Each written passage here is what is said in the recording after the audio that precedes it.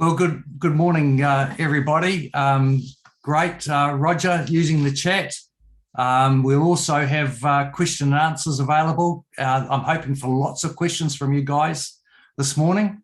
But I'd firstly like to introduce our guest presenter today, from AllClear. AllClear is one of the premium New Zealand providers of healthy homes and smoke alarm space, leading by example through advanced technology partnerships and professional advice.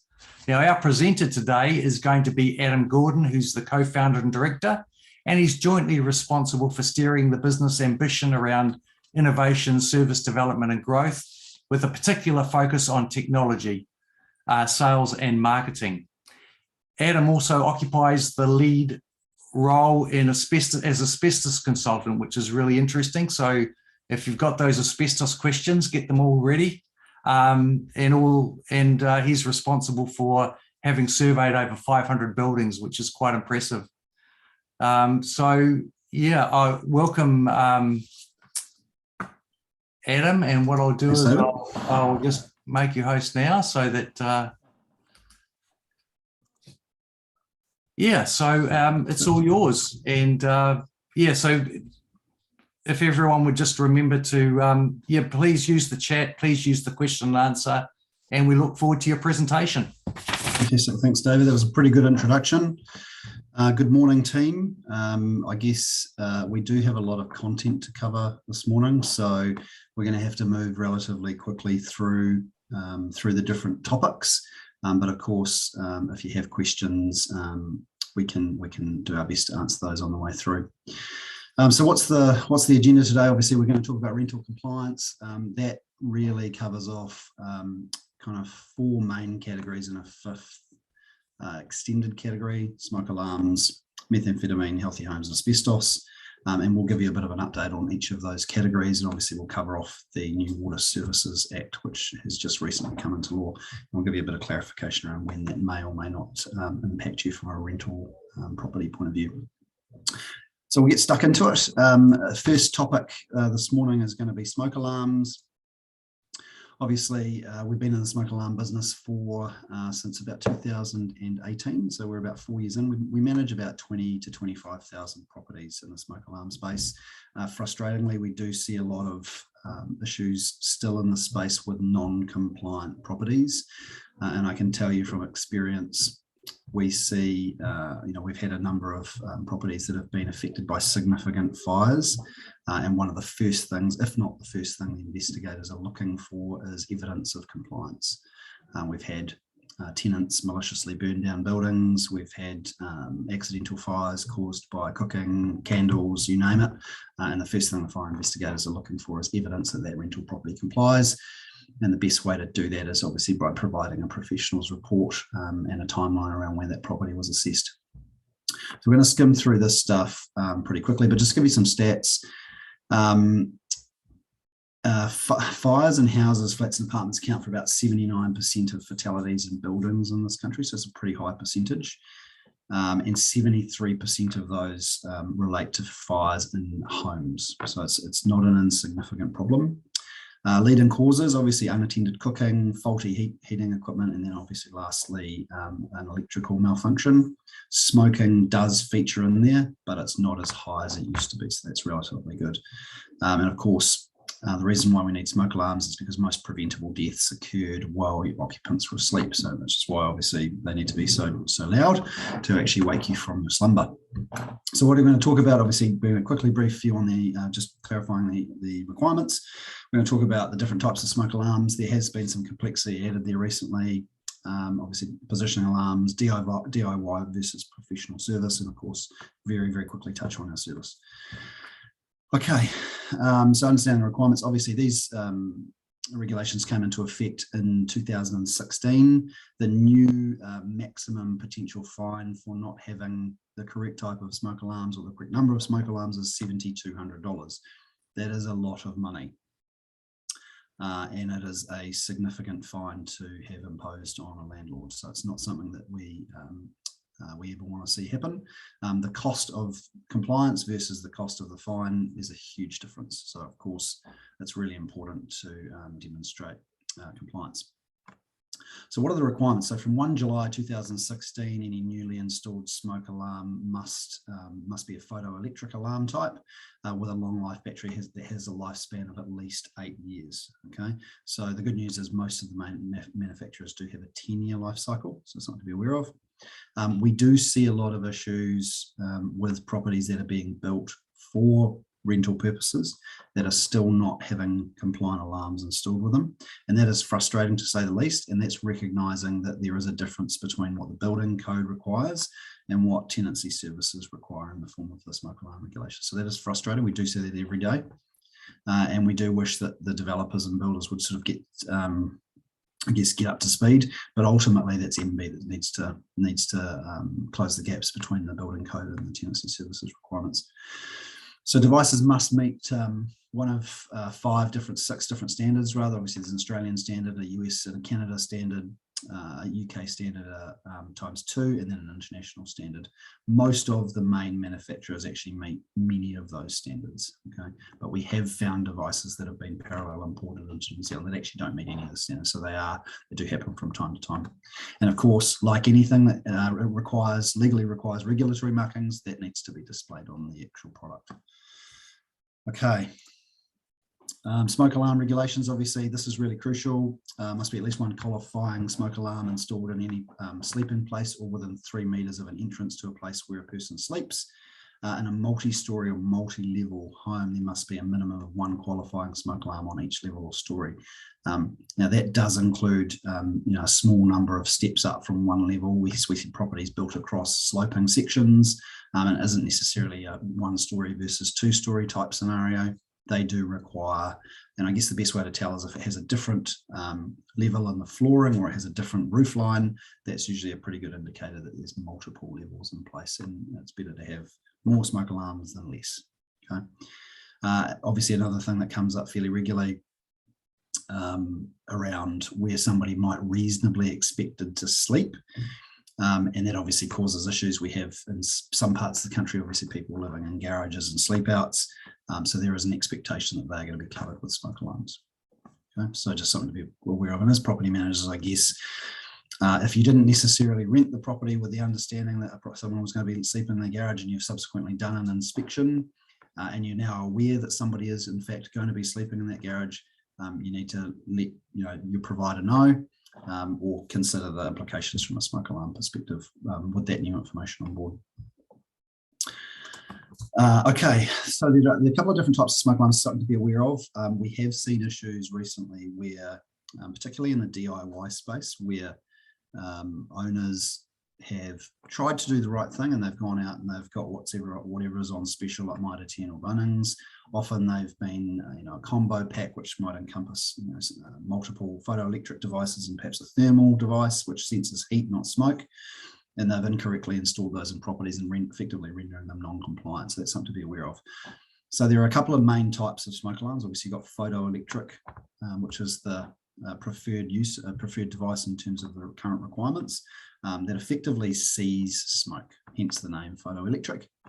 Then you've got ionisation. Now, ionisation is the less preferred form of smoke alarm technology, and it's usually identifiable rather by the radioactive symbol. That is not the preference. There is a third, less common main type, which is what's called a hybrid, which is actually used to be quite common, where they had both a ionisation sensor and a photoelectric sensor in the same device. So they actually saw and smelt smoke. They effectively are compliant if they meet the other requirements of the standards. Okay, but they're not actually that common. They were quite expensive, given effectively 2 smoke alarm sensors in one. And of course, there's 2 other types of alarms that we see fairly commonly in residential application. That's a thermo-optic alarm or a thermal alarm, typically good for use in kitchens or garages, not contemplated under the smoke alarm regulations, number 1. And number 2, we've got a carbon monoxide alarm, which again, not contemplated in the smoke alarm regulations, quite common overseas. But something to be aware of. It's not covered under the smoke alarm regulations, and we do often see owners mistake the types of smoke alarms, thinking they're doing the right thing, thinking that they're compliant, and in fact those devices are not the right device for that application.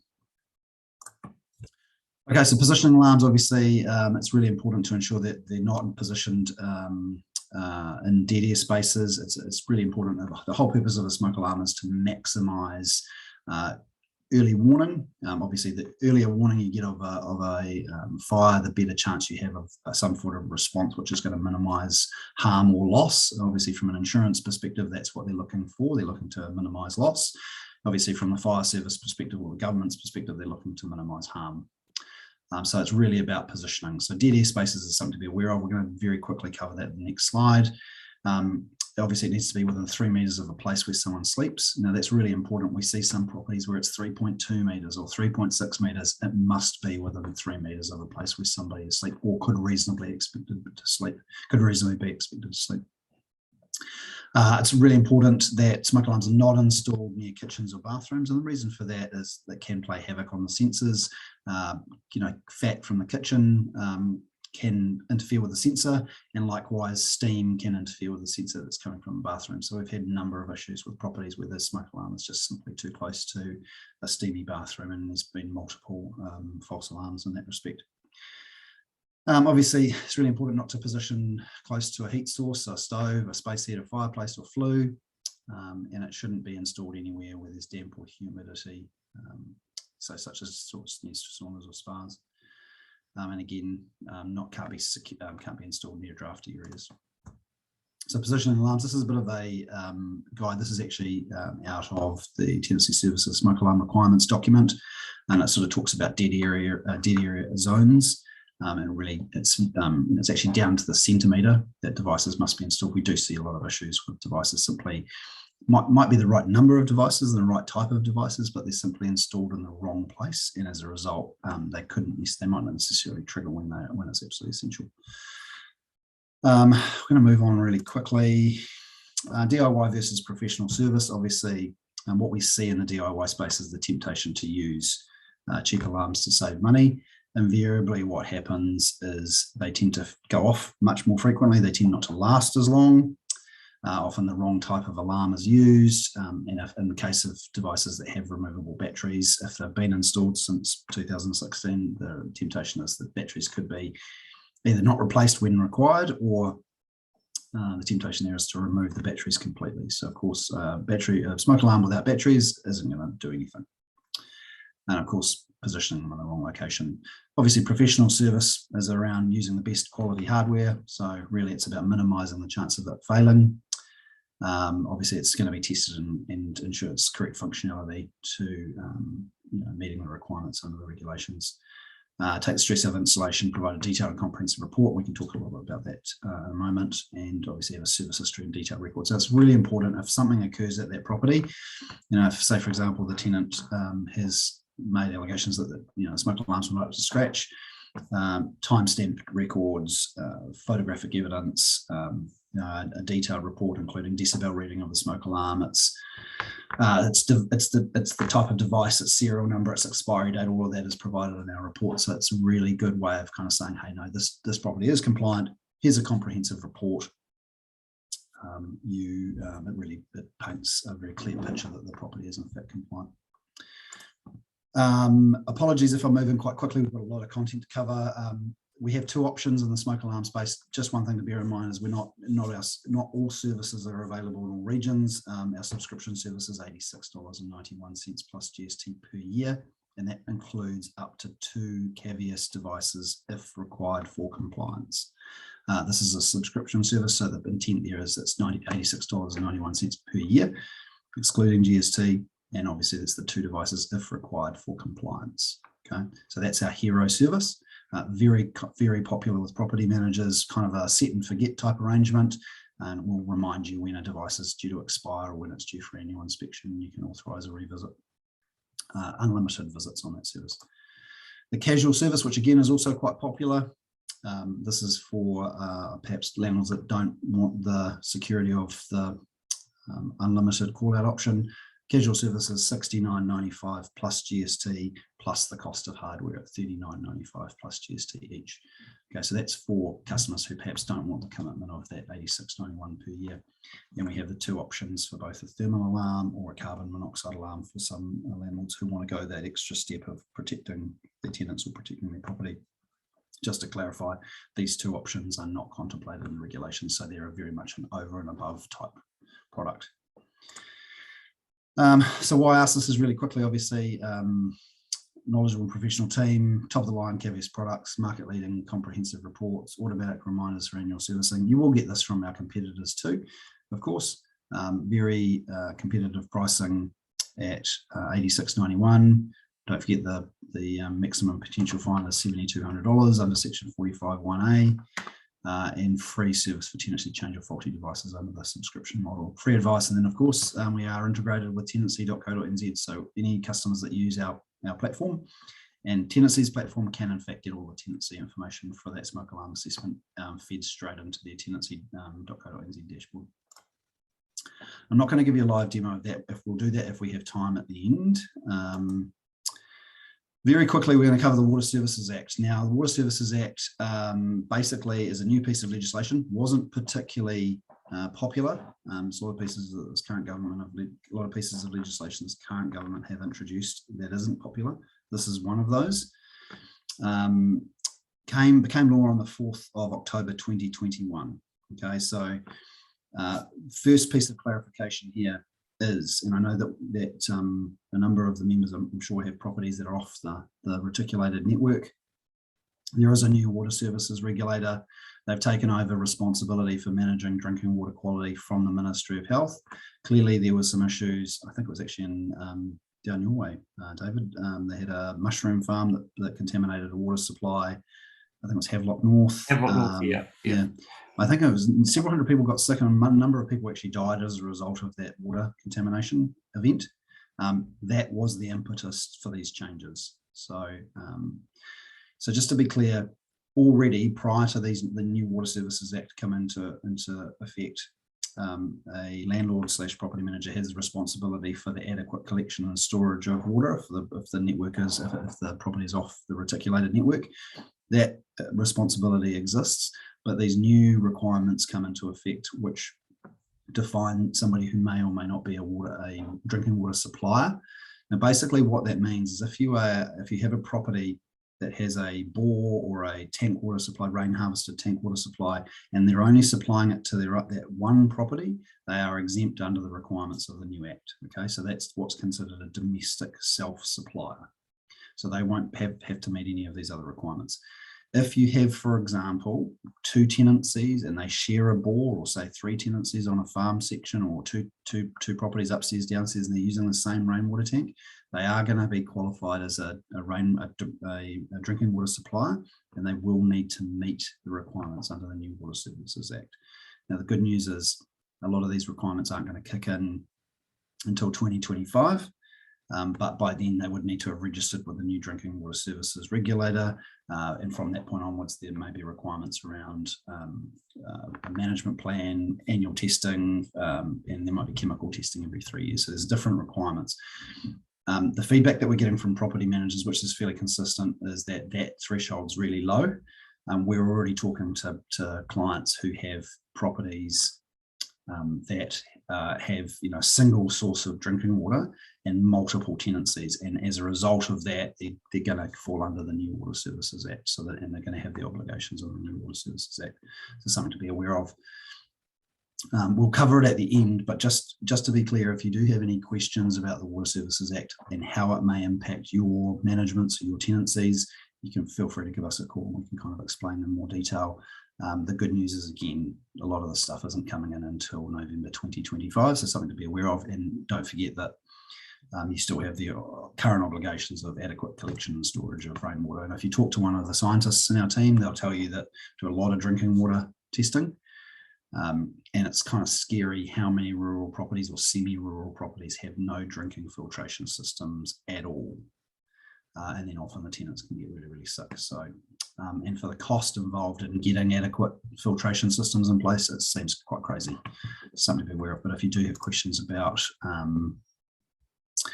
about drinking water or water quality, you can give us a call, and that's our service. There's a drinking water quality assessment. And if there are customers that are outside of our catchment zone, we can actually organise sending you the consumables to collect your own sample and send it into our lab for assessment. So there is some options there for people who are outside of the regions that we service. So just something to be aware of. And again, free advice if you need to talk to one of the scientists. If you've got a technical issue and you want to ask questions, feel free to pick up the phone and you can chat to one of our scientists about what's going on, and we can give you some specific advice. So that's just the timeline there. Okay, meth, we're going to talk very quickly about the meth environment. Obviously, since the Gluckman report, a whole lot of things have happened. We'll talk about that in a moment, but let's be honest, the COVID-19 pandemic wasn't great for drug and alcohol consumption in New Zealand, and I'm sure it wasn't great for probably many countries. We've seen the wholesale pricing of meth come right down to about sort of $250. That's for a gram. Now that's a lot of meth in the grand scheme of things. That means that, potentially it's accessible to more people. That's a problem. And I think, certainly in Auckland, if you look overnight, we had 7 drive-by shootings in Auckland overnight. That's all driven by basically the gang trade, the drug trade that the gangs run. So it's kind of scary. It's just in a single night. So clearly they're warring with each other about turf or whatever is going on. New Zealand is still one of the most lucrative markets for meth globally, which is interesting. And of course, we had changes to the Misuse of Drugs Act in August 2019. And a lot of people didn't actually see how that changed. But just to give you a flavour of what actually happened, the government effectively changed the Misuse of Drugs Act. And basically now, if you're arrested with Class A, B or C drugs in your possession and there's no evidence of you manufacturing it, distributing it, trafficking it, there's no commercial implications of your possession, you simply won't get prosecuted unless there's a public benefit. So it basically means they're trying to decriminalise drugs by stealth. It's very interesting. Would have thought something of that magnitude would probably require a referendum or certainly some discussion as a society, but certainly hasn't happened. But effectively what that means is unless there's evidence of you dealing or manufacturing or trafficking drugs, that there simply won't be a prosecution, which effectively means they're not really pursuing prosecution for people who are just using and possessing drugs, which is kind of scary. Meth use continues to rise. Obviously, COVID-19 disrupted the supply chain, which wasn't a bad thing, but what we did see happen is we have seen people attempting to make meth in New Zealand again. We had historically seen that kind of stop, which wasn't a bad thing. And we get calls probably once or twice a month for meth labs, which is kind of scary. So it's something we're aware of. So just something to be aware of, that there are increased attempts to make meth locally, which is kind of the worst case scenario from a property owner's point of view. I'm yet to meet a tenant that was into meth. That was good. Obviously, landlords, obligations, tenants, landlords and property managers, obviously there's been some changes in the space. We say, and I want to be very clear here, we have never, ever advocated for mandatory testing or recommended testing for properties. We say that each property, each owner, each tenant has a risk profile, and it's really a case-by-case basis. But as a property management professional, it's important to understand what the kind of legal framework is, so then you can make recommendations to your clients. Obviously, it's and we'll kind of talk a little bit about what the obligations here are on the slide. Some changes have occurred. So basically what happens is you need to provide reasonable notice if the property is tenanted. And then if you are conducting a methamphetamine assessment in a tenanted property, you must provide a copy of those results within 7 days of receiving them to the tenant. Now, obviously, it's a very difficult path to assess a property that's tenanted because it has a whole lot of potential negative outcomes to be aware of. So it's not something that we would recommend actively. But of course, with a lot of people resisting the possibility of getting properties tested, they wait to the point where they just don't have a choice anymore and they have to act. So perhaps there's been police involvement of the property, they've got council involvement, there've been complaints from neighbours about antisocial behaviour, whatever's going on there. They don't have a choice but to act more. Insurance companies obviously taking a renewed interest in things, and we can talk about that in a few moments' time. Practical advice: familiarise yourselves with the landlord's insurance policy. Obviously, there's the right to include a test if necessary. Of course, that's been changed slightly with the amended RTA. A tenancy baseline is again completely optional. Really depends on the risk profile of the property, the owner, and the tenants. And again, it's case by case. The one thing I would definitely say to my clients is, if you're buying property, if property's coming into the portfolio and there's been some question marks around what's happened in the past, if an investor is active and they're acquiring property, that's probably the time to work out whether there's any historic issues, because it's going to protect you from an insurance point of view, and it's going to give you as the property manager some confidence on the state of that product coming into the portfolio. And we do see properties move around from company to company and property manager to property manager that have had some pretty checkered pasts from a Meth perspective, and they do that to try and hide some of those issues. So just something to be aware of. I don't want to spend too much time on this because we are short of time, but I will say this, and that is, out of all of the warning signs we see, probably the most common one, which is just so common, is antisocial behavior. Okay. Antisocial behavior. So we're talking, parties till 4 o'clock in the morning on a Monday night, Tuesday night, things like that. That's never a good sign. People on motorcycles with gang patches showing up to property is not a good sign. It's definitely good to build relationships with neighbours so you can get that kind of feedback and then take action accordingly. Current environment, obviously the Gluckman report made a series of recommendations. One of the things the Gluckman report did say is that this new research that New Zealand had done, or this new study that New Zealand had done, was so groundbreaking that everybody else would follow. All these other countries would follow. I can confidently tell you that no other country that we monitor has increased their threshold since the Gluckman report was released.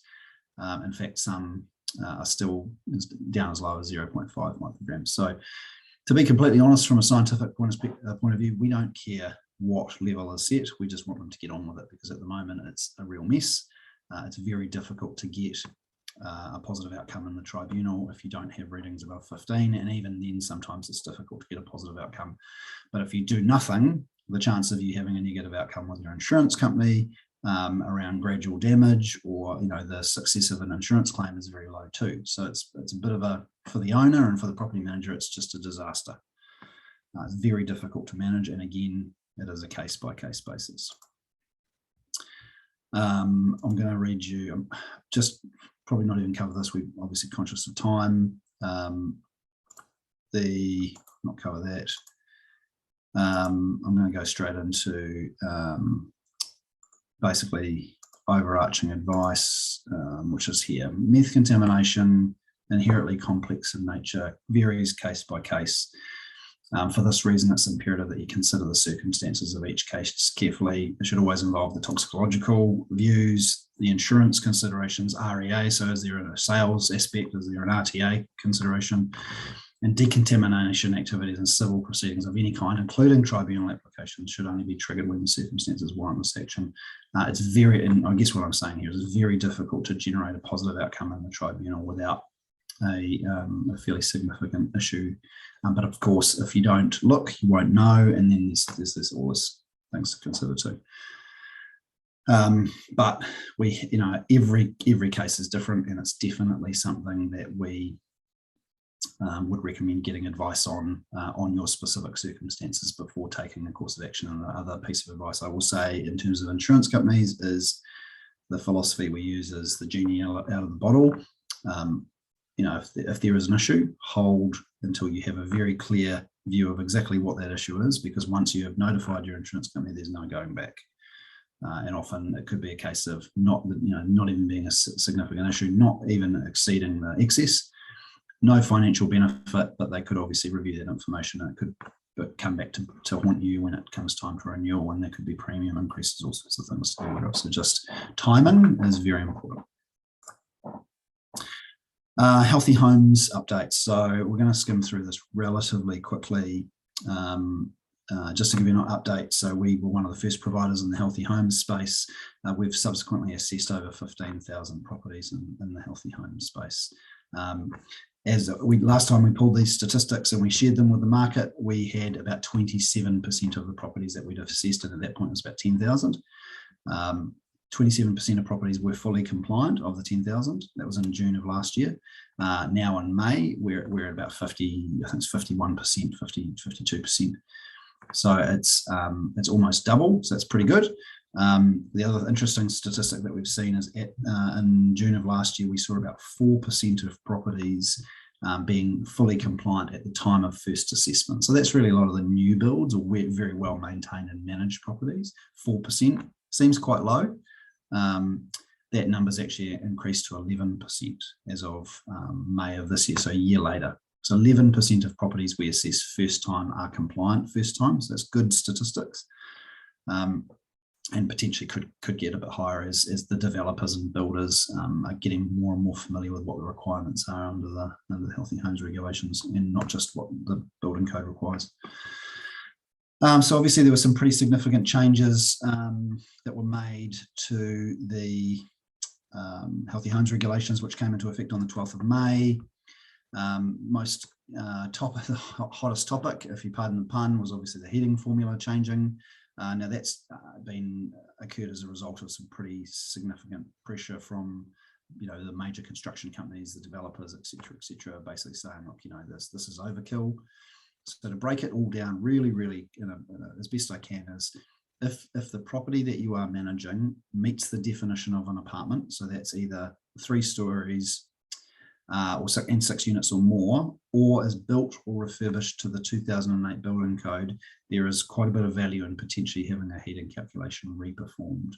So we're already doing lots of heating reassessments for clients. The biggest we've seen so far since these changes took effect on the 12th is about a 3 kilowatt drop. And I think from memory that was a 9 kilowatt heating requirement in the first instance. So that's a pretty big drop. It's a 30% drop, 25% drop. So there will be some fairly significant changes. The frustration here is that these changes really should have been incorporated in the beginning. The argument here is that newer properties have much better thermal properties than older properties, and the heating calculation was onerous, and as a result it was spitting out some pretty big numbers for properties that were pretty new, had really good insulative properties, and really probably didn't need that level of heating capability. I guess the saying is better late than never, but it's certainly a case of pretty late in the piece. Let's not forget where we are in the timelines. Obviously 2024, so something to be aware of. There is a new requirement that was introduced, so a new provision for an alternative pathway to compliance that also came into effect. This is often misinterpreted. And basically what we're seeing is owners, and in some cases some property managers, thinking that effectively they can get a letter from a suitably qualified specialist, such as a heat pump installer, basically say, look, I know that the heating calculation says 9, but I think the 6 is going to be fine, and I've been in this game for 10 years, I think it's going to be fine. That is not going to cut the mustard. A suitably qualified specialist means someone that is either a chartered professional engineer set out in Section 6 of the Chartered Professional Engineers of New Zealand Act 2002, an international professional engineer registered with the Engineering New Zealand, or someone who has tertiary engineering, physics or building science qualifications, framework level 7 and above, and has at least 5 years of professional experience. I have not met anybody in the domestic heat pump space that has those qualifications. So you really need to be thinking people that work in, working with Auckland Airport or major construction companies building shopping malls. Those are the types of people that they're referring to, and those people are not involved in the domestic heat pump space. So if you think you're going to get a letter from a heat pump installer to get around this issue, that's just simply not the case. And they've set a very high bar in terms of what a suitably qualified specialist actually is. So don't waste your time on that.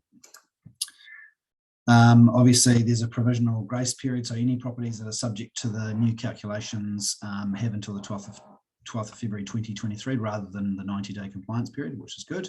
And of course, they have increased the top-up allowance from 1.5 kilowatts to 2.4 kilowatts, and they have relaxed the tolerance level from 90% to 80%.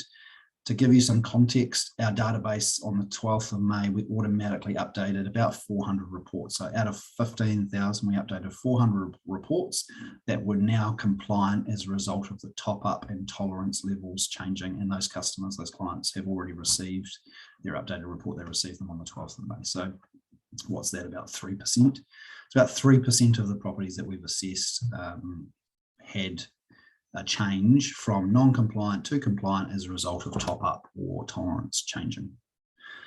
And then of course there's the introduction of the geothermal heating systems, probably not going to have a huge impact apart from in areas of the country where there's the geothermal considerations, Bay of Plenty, etc., southern Waikato.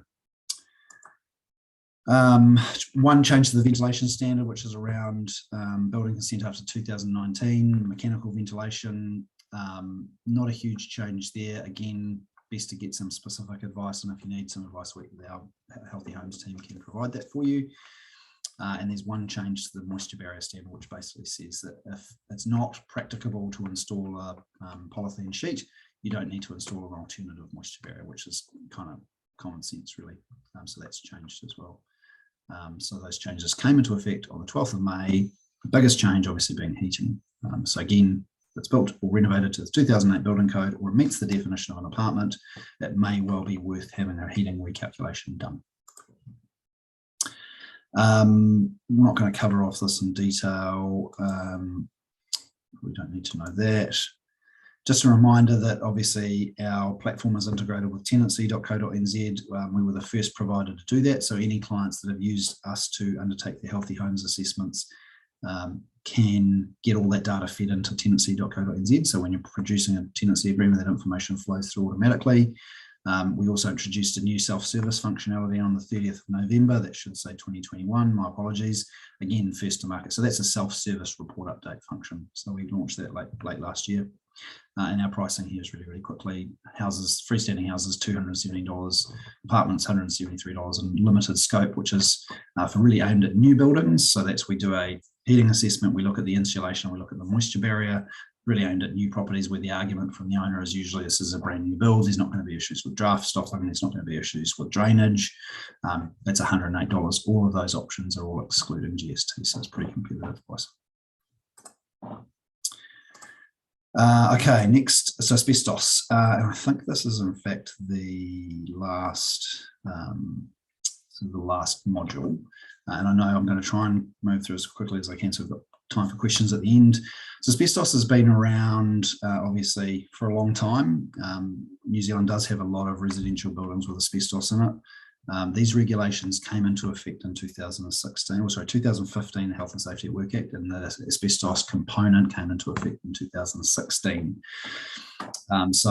Most of your rental properties are likely to be PCBUs, but only a PCBU when work is being undertaken at the property. Some really common misconceptions that we see affecting rental properties, and something I probably want to skim over really quickly. So the common misconception is as soon as you find asbestos, just because you find asbestos doesn't mean you need to have it removed. So that's really important. Just remember that. Sometimes the safest thing to do is actually manage in place. Vendor I bought the property off told me it's not asbestos, unreliable, and often referred to as hearsay. Asbestos removal will ruin the project financially, something we hear all the time. Asbestos management is actually quite cost effective, and some of the safest options are actually managing asbestos material in place, and it could be as simple as having it checked every 5 years. That could be your only obligation, but if you don't exercise your obligations, then you could be looking at some pretty serious fines if the problem occurs. And the other thing that we see all the time is this building is too old to have asbestos. Probably the oldest residential building we have surveyed was built in the late 1800s. It had no asbestos when it was built, but it was obviously refurbished at some point in either the 50s or the 60s, and the asbestos was introduced at that point. That is incredibly common, and for that reason, you can't rely on that as a, it's just too old, it can't have asbestos. It's just simply unreliable, so don't use that as a mechanism. A couple of key regulations to take into account. Obviously, Regulation 10 is ensure asbestos is identified in the workplace. Regulation 11, analyse samples. Regulation 12, ensure presence and location of asbestos. as indicated, prepare an asbestos management plan is number 13, and number 14 is review asbestos management plan. To give you some context, the penalties for not discharging your obligations under the Health and Safety at Work Act range right up to $3 million and up to 5 years in prison. So it's really not worth taking the risk. And in a moment's time, I'm going to tell you what the two options you have as a property manager are and explain kind of what the downsides of each are. Just remember that this relates to any work involving the risk of respirable asbestos fibres. So we'll talk about kind of what triggers that. I don't want to cover this in too much detail, but I just wanted to say a couple of things. Firstly, two different families, the serpentine family and the amphibole family. White asbestos, referred to as chrysotile, brown asbestos, referred to as amosite, and blue asbestos, referred to as chrysotolite. The most common type of asbestos in New Zealand is chrysotile. It is also the least lethal. That is good news. The most lethal asbestos in New Zealand is blue asbestos or chrysotolite. Particularly nasty stuff, but the good news is there's actually not that much in the residential sector. Okay, don't need to worry about that. Okay, I'm going to show you the two different options. Sorry, proactive versus reactive approach. So it should come as no surprise that there are two options when it comes to managing asbestos in a residential property. Number one, proactively have properties surveyed, and if needed, have asbestos managed or removed. It's very uncommon for property managers and landlords to take that approach because they just simply don't want to spend the money or burn the brain cells unless they have to, and I understand it, get it. The second option is wait till refurbishment or building work is needed and have the property surveyed at that point. You know, of course, if there's work that's going to trigger the risk of, I suppose, respirable asbestos fibres. Now, that's commonly referred to as the reactive approach. One thing to bear in mind with the reactive approach is you just sometimes don't know when that's going to be triggered. You just simply do not know. It could be that there's a flood. It could be that there's a fire. There could be a tree could come down on the roof and damage could occur. And all of a sudden, that's when, you know, you're automatically on the back foot. And as soon as that happens, there's a whole lot of things that occur. You know, sometimes there's, you know, you lose the tenants. You've got temporary accommodation costs. You've got council WorkSafe imposed fines. There's a whole lot of issues that can occur. So that is the downside with taking the reactive approach. And in many cases, the reactive approach can actually cost more money. So it's something to be aware of. And what we definitely see happen is people mistake the reactive approach with the actually we're going to do nothing ever approach. And then obviously that's not the same thing.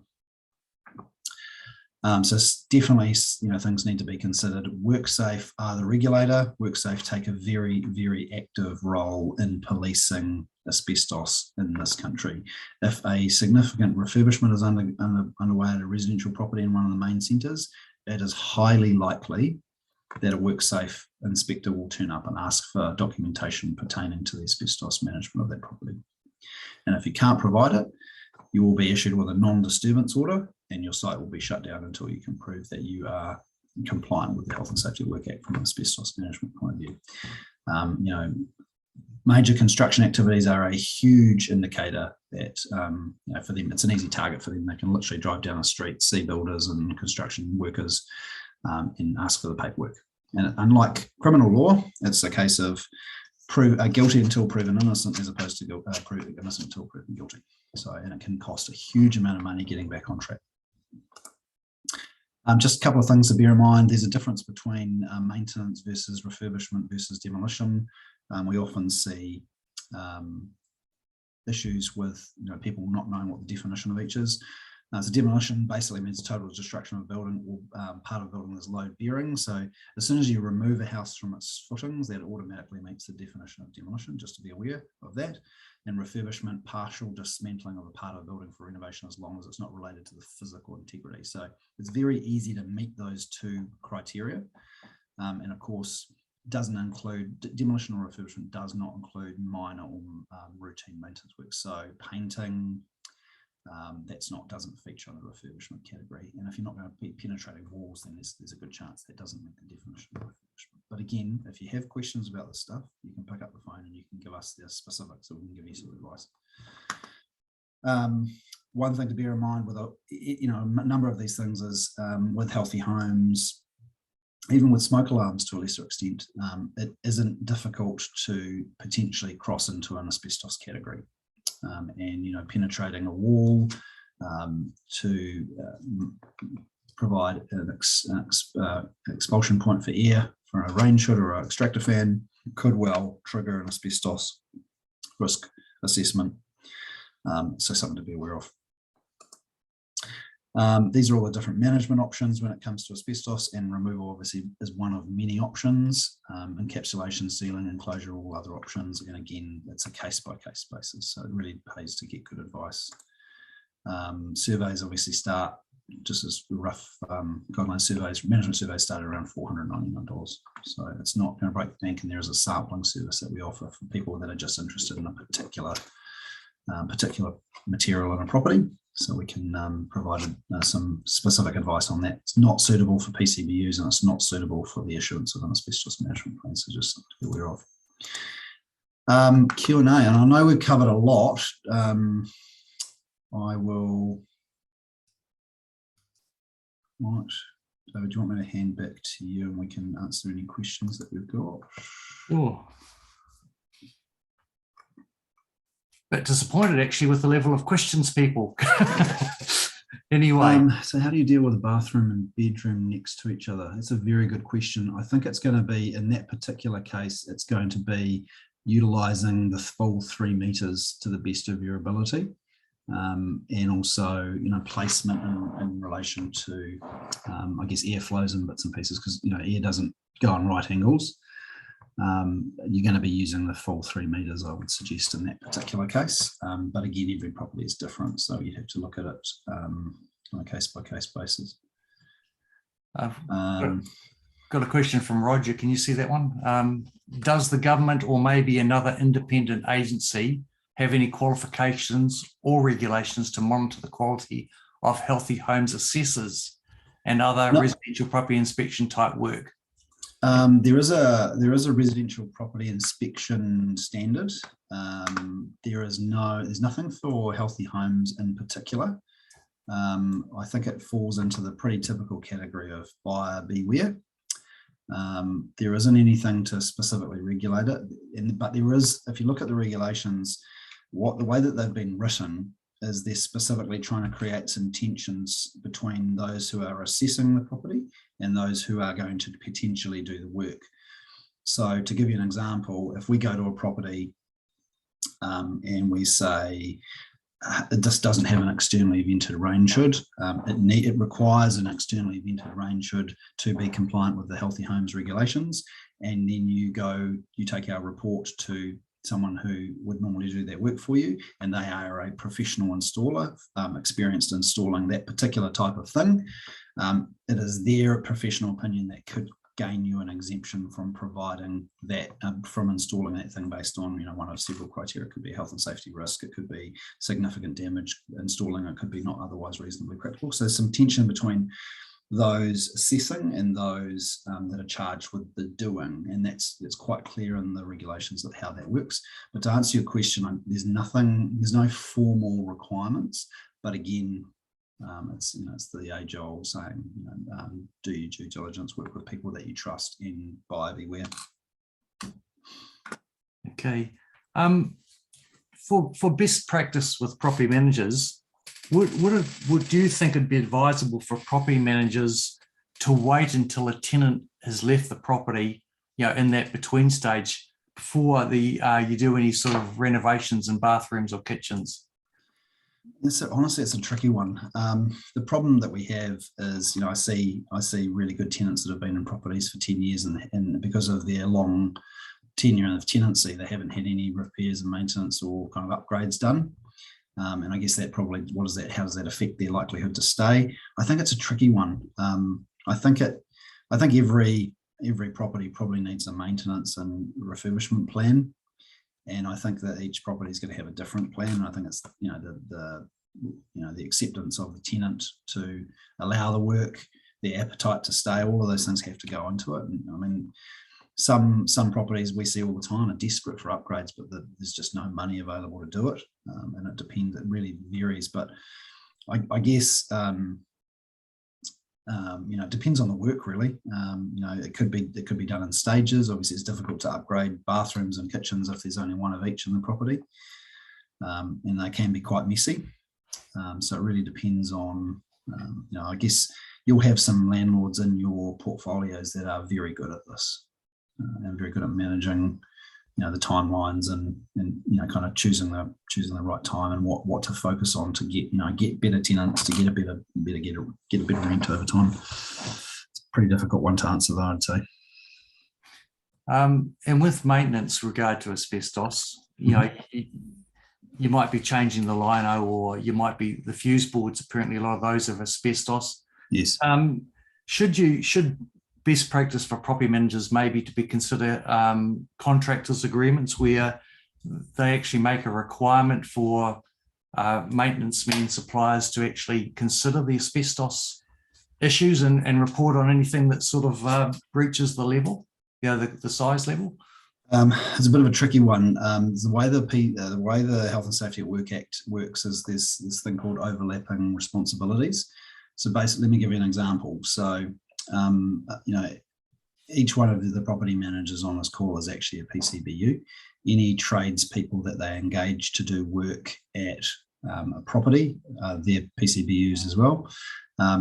So when there's multiple PCBUs involved in a matter, those PCBUs are supposed to consult with each other to ensure that basically they're jointly meeting their obligations. So it's not as simple as a property manager saying, hey, look, this property could have asbestos, please take care.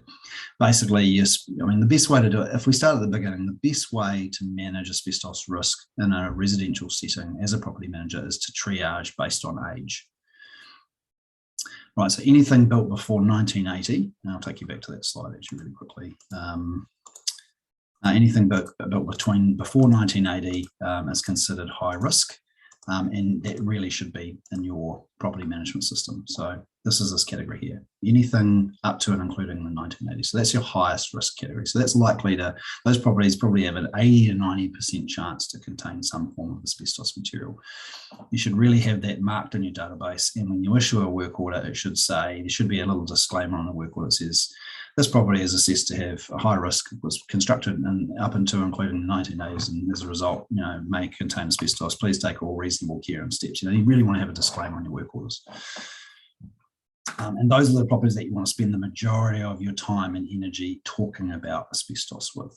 The owners have a plan, have a response plan if something goes wrong. If you have a flood or a fire or some event occurs at this property in this category, that's where you want to spend your energy on. Then you've got your medium risk category properties. So it's 1990 to 1999. Again, you'd have probably a slightly differently worded disclaimer on your work orders. I guess less energy, less investment and time in that category. Hopefully, probably more properties in these two categories than the high risk category. And then you've got your low risk category. So anything built 2000 and onwards. Important bit of perspective here, though. Just remember that asbestos wasn't completely banned in New Zealand until the 1st of October 2016. So this is not 100% effective way of managing the asbestos risk, but it's definitely an effective tool. I would definitely be triaging your properties by age, so you know exactly where your risk sits. So if something does happen in one of these properties, if let's say, for example, you have a property that was built in 1970 and the owner says, hey, look, these tenants have given notice, we're going to do a big refurb and then we're going to bring it up to speed and we're going to get new tenants in and they're in this category, that is the time when you want to be having a conversation with them about what those asbestos risks are, because they're automatically going to be a target for potentially a WorkSafe inspector to visit if they're going to do any significant work. It's definitely a time to have a conversation with them. Okay. And the last question from Roger is probably more of a clarification. Isn't there an exemption from requiring an asbestos management plan if less than 11 square metres of asbestos is present or being distributed by work? Okay, so there's no exemption, but you can remove up to 10 square metres per project if you would consider yourself competent, but it must be a Class B material. So that's a non-friable product. So you want to think things like fibre cement products, lino, etc., etc. So that's only for the removal of it. That doesn't negate your responsibilities to identify and potentially manage it. That's just from a removal perspective. Let's not forget that I guess where that question probably has a little bit of the am I a PCBU or am I not a PCBU wrapped into it. Just let's not forget that the Health and Safety at Work Act does not apply to owner-occupied properties. Okay, so if a property is currently owner-occupied and then is going to become a rental property and the owner is still living there doing the work, none of these obligations apply. Okay, it's not until they leave the property and then they have tradespeople on site that they then become a PCBU. If they're doing the work themselves and they live in the property, none of the Health and Safety Work Act requirements apply. So that's kind of something to be aware of. Yeah, that's it. And even the healthy homes. So doesn't really apply with owner occupiers. It's they can live in their own boiler. No. Yeah. And nor does it apply to flatting situations where you might have a head tenant who's the owner, and they've just got flatmates. The Healthy Homes regulations don't apply, and the Residential Tenancies Act doesn't apply. Okay. So, yeah. Well, we've just about used up an hour for you, Adam. I really appreciate of you taking the time to bring us up to date on these this compliance issues, and you covered a lot: smoke alarms, water quality, meth, healthy homes, asbestos, and it was really good to get those percentages and a feel of what's happening. So really appreciate you doing. And again, if anyone has any questions later, they can just actually ring AllClear, and I'm sure they'll get some really good advice. And it's absolutely free. So and it's often tailored to property managers or property management subjects. So if you've got technical questions about it, you can talk to one of our team, and we can hopefully give you some specific advice on your circumstances. So great.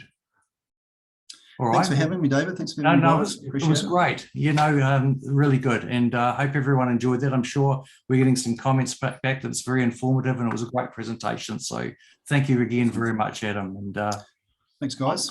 I'll stop recording.